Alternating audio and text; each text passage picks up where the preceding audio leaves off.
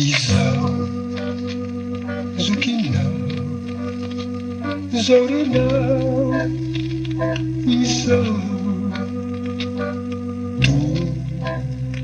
tongahati mba hamaianao rerakao lalakao aizenao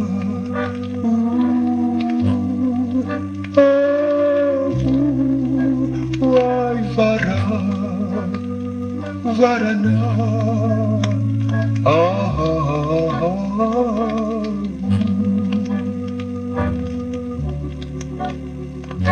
otsy tompoty raha nyandray ianao menahatrao sorikoa mihina fokove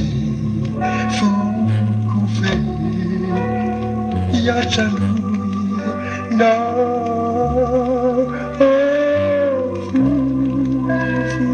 kamai tinoa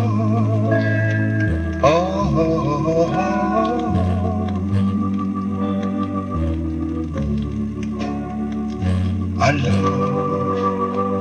sois ahias izao rinahali mbolahai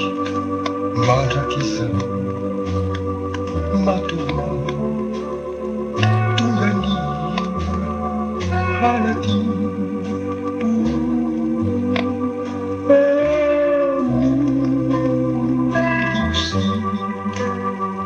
Janina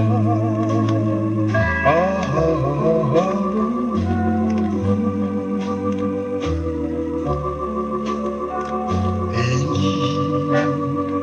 sapana faizao izao lu sihipo kaoapo ofantatro nefizao tongianao fanafody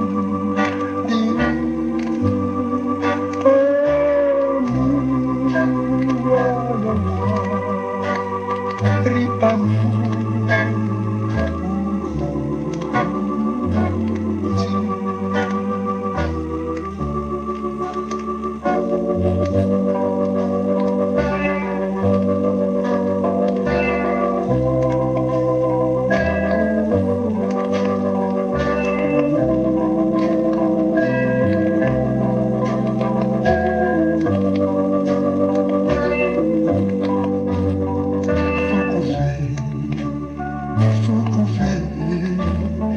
Yatran na